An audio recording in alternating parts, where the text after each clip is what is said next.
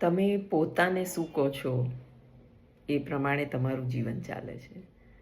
તમે બીજાને શું કહો છો એ પ્રમાણે નહીં.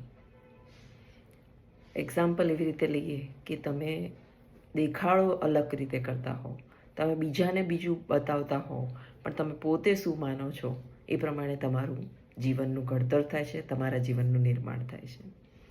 અને એટલે જ એવું કહેવામાં આવે છે કે એક બનો, જે પોતે વિચારો, જે પોતે ફીલ કરો એ જ બીજાને કહો. તો તમારે એ જે વચ્ચેની લાઈન છે એના માટે વિચારવું નહીં પડે.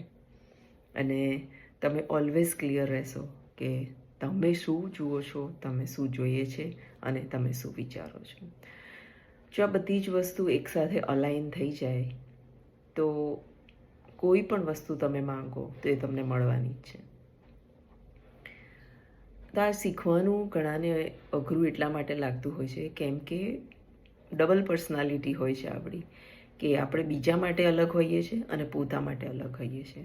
અને એટલે જ ઘણા વર્ષો સુધી આપણે કશું નથી મેળવી શકતા. જો તમે લખવાની હેબિટ પાડશો તો તમે તમારા ગોલ્સથી એકદમ નજીક થઈ જશો. એટલે તમને જે પણ કંઈ જોઈતું હોય એ તમે લખો. લખવાથી શું થાય છે કે આપણું શરીર આખું અલાઈન થાય છે, આપણા હાથ, આપણું બોડી અને આપણું મગજ. અને લખીએ છીએ તો એ બધી જ વસ્તુ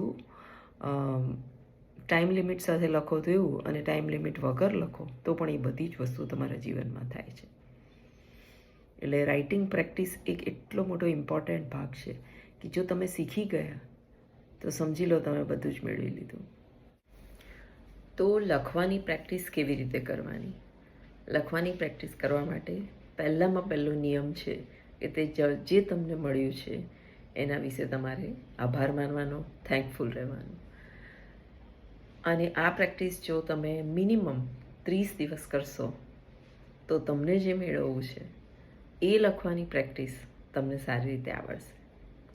તો પહેલી વાત તો એવી છે કે તમને જે પણ કંઈ મળ્યું છે એ સવારથી રાત સુધીમાં આગલા દિવસના તમે જીવ્યા છો એ બધું જ બીજે દિવસે સવારે લખી દેવાનું કે તમને શું મળ્યું છે. તમે લખતા થાકી જશો એટલી બધી જ વસ્તુઓ આપણને મળી હોય છે. સવારે સાજામાજા ઉઠ્યા, ત્યાર પછી આપણા નિત્ય રૂટીનમાં જે કંઈ પણ કર્યું હોય, ચા પાણી કર્યા હોય, સમયસર દૂધવાળો દૂધ આપી ગયો હોય, પેપરવાળો પેપર આપી ગયો હોય, વગેરે જે પણ કામ આપણે કરતા હોઈએ છીએ એમાં કેટલા બધાનો સહયોગ હોય છે. એ બધું જ તમે લખશો તો તમારું જીવન ચમત્કારિક રીતે બદલાશે. એવું કહેવામાં આવે છે કે જેને આભાર માનવાની ટેવ છે ને એને કુદરત એવા સંજોગો ઊભા કરી આપે છે કે એનો આભાર બીજા માને છે.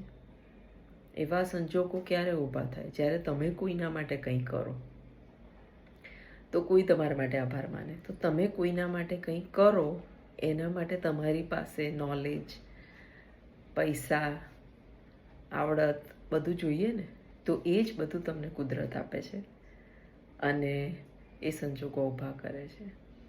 તો સૌથી બેસ્ટ પ્રેક્ટિસ છે તમારા જીવનમાં આગળ વધવાની એ છે કે તમે દિવસમાં ઘણી વાર કુદરતનો, તમારી સાથેના વ્યક્તિનો, ઘણા બધાનો તમે આભાર માની શકો છો. એનો આભાર માનો. આભાર માનવાની પ્રેક્ટિસ પડી જશે તો તમને જોઈએ એ બધું જ મળશે.